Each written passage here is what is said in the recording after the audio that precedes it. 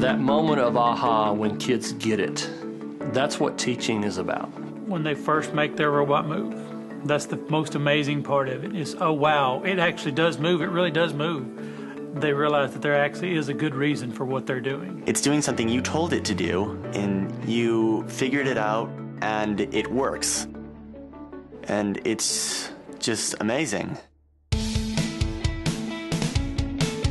Our focus is to give kids exposure to engineering and technology. My main goal in the classroom is not just to teach robotics, it's also to prepare them for the real world, to prepare them for careers. What my class does is it gives them the opportunity to practice their math and science skills. We have kids from functionally disabled to kids who are gifted and talented.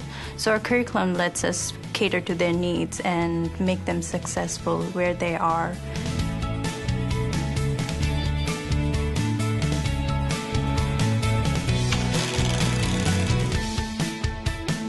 As a teacher, my success is judged by the success of the students in my class. My biggest hurdle is engagement. If I can engage the kids, then my job as a teacher is very, very easy because now it's all in them. Our program consists of a very wide range of kids. Many of the students that come into robotics have never programmed anything before. They don't even understand what is programming.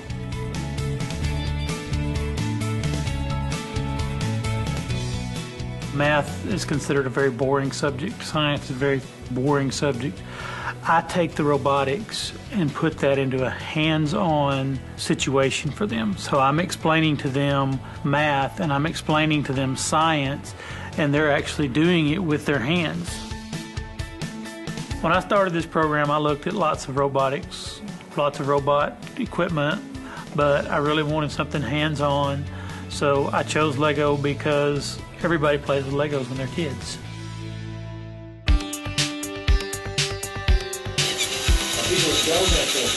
The Lego NI products can be used as early as 5 or 6 years old. It's not only for your AP Physics and your AP Chemistry and your AP Math students. It's for everybody. There's a programming language that is an icon-based drag and drop the symbols. You drag a symbol, you click the buttons, you click the menu, and then you download it and you run on your robot. And then if you want to move beyond that, you can move to LabVIEW, which is an industry standard programming software. There are even more menus and it's more complicated, but it's still icons and it's very visual for the kids to see. I chose LabVIEW because that is a programming language used in colleges like LeTourneau University, MIT. So when they get to college, they've got a leg up on those students that have come out of regular high school going into engineering. All children don't learn the same way. It's very active, it's very hands-on, and it's very immediate feedback.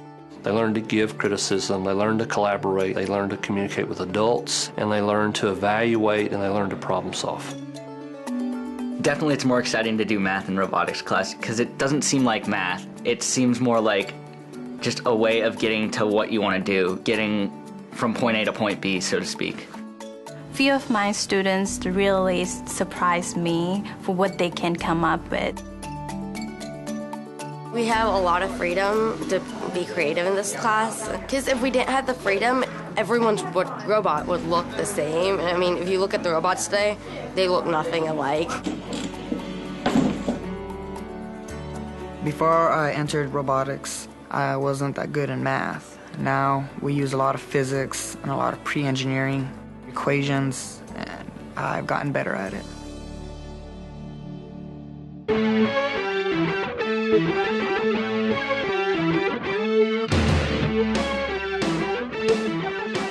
You know, there's something about the classroom that's intimidating to some students and restrictive to some students, but when you can get kids out there playing with really cool technology, like National Instruments stuff, like the Lego NXT brick, and you can put them in an environment that's every bit as exciting as any other sporting event, except the muscle they're developing is the one hanging between their ears, it gets pretty exciting.